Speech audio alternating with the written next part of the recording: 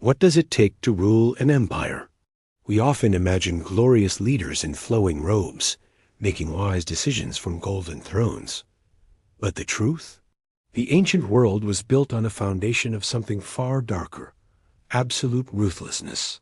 To be a king, an emperor, or a pharaoh wasn't just about power.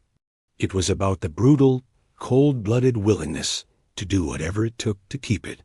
We're going to peel back the layers of history and look at the shocking methods these rulers used. Methods that would make even the most hardened modern leader tremble. From Rome to Egypt, we'll uncover the unforgivable acts committed in the name of order and stability. What did it mean to be ruthless back then? It wasn't just about being mean. It was a calculated, pragmatic approach to power. It meant understanding that mercy could be seen as weakness, that a single act of kindness could invite a dozen daggers to your back. For ancient rulers, ruthlessness was a tool. It was the public execution to discourage rebellion, the swift elimination of a political rival, the complete destruction of a city to send a message. It was a survival strategy where the stability of the entire state rested on the leader's ability to make decisions that were often monstrous, but in their eyes, absolutely necessary. Let's start with Rome, the empire of spectacle and savagery. We all know the infamous names, like Caligula. This was a man who allegedly wanted to make his horse a consul, who treated human life as a toy for his own amusement. Then there's Nero, who, according to legend, fiddled while Rome burned and used Christians as human torches for his garden parties. Their cruelty was theatrical, designed to inspire terror. But Rome also had a quieter, more cunning form of ruthlessness. Look at Augustus, the first emperor.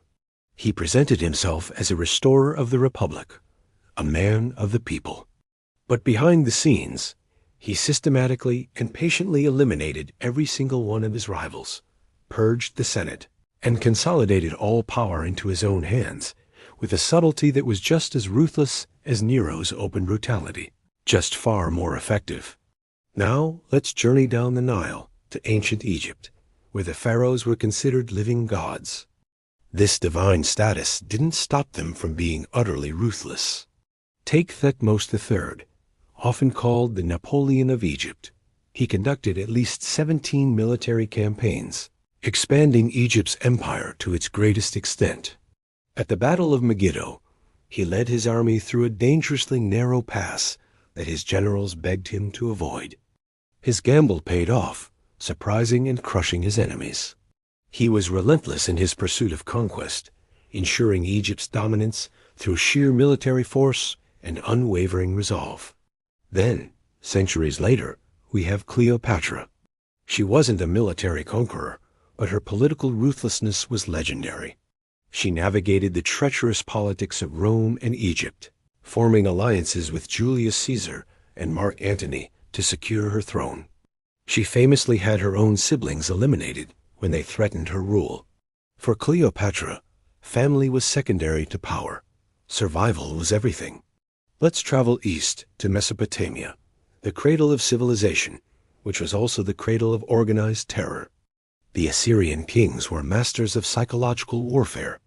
Rulers like Ashurnasirpal II decorated the walls of their palaces with reliefs showing in gruesome detail what happened to those who defied them: flaying, impaling, beheadings. They didn't just conquer cities. They made sure the entire world knew the horrific price of resistance. Their goal was to make rebellion unthinkable. And then there's Hammurabi of Babylon, famous for his legal code.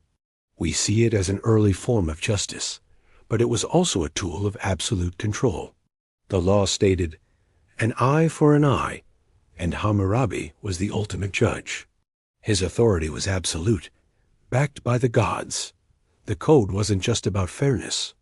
It was about cementing the king's power as the final arbiter of life and death, creating a society where his word was unbreakable law. Even one of history's most celebrated figures, Alexander the Great, was a product of this ruthless world. His military genius is undisputed, but it was fueled by a brutal decisiveness. When the city of Thebes rebelled, He didn't just reconquer it. He razed it to the ground, sold its 30,000 inhabitants into slavery, and killed thousands. This sent a chilling message to the rest of Greece. Do not cross me. Alexander also couldn't tolerate dissent within his own ranks. When his old, trusted general Parmenian's son was implicated in a plot, Alexander not only had the son executed, but also sent assassins to kill Parmenian, who was hundreds of miles away and completely unaware. Why? Because he couldn't risk a powerful general seeking revenge. For Alexander, loyalty was absolute, and the penalty for any perceived wavering was death. His ambition was limitless, and so was his ruthlessness in achieving it. So why was this extreme behavior so common? Why was ruthlessness seen as a necessary part of the job description for an ancient ruler?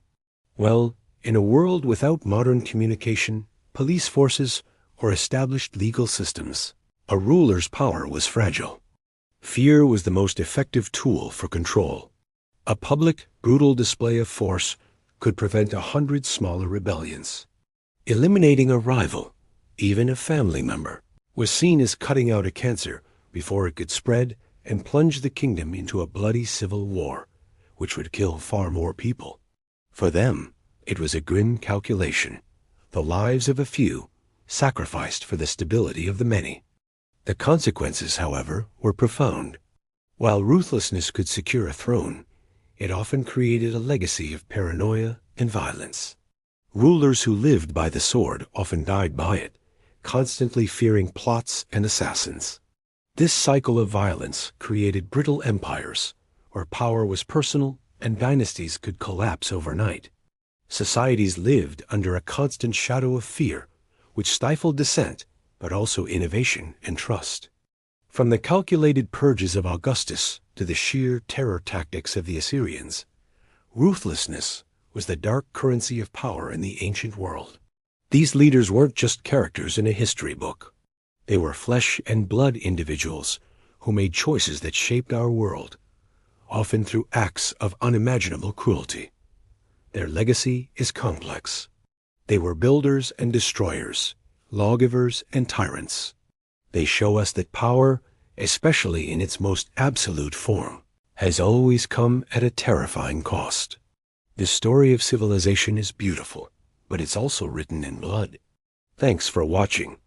If you found this journey into the dark side of history fascinating, make sure to like this video and subscribe to the channel for more deep dives into the past. Let me know in the comments which ruthless ruler you find the most compelling. See you next time.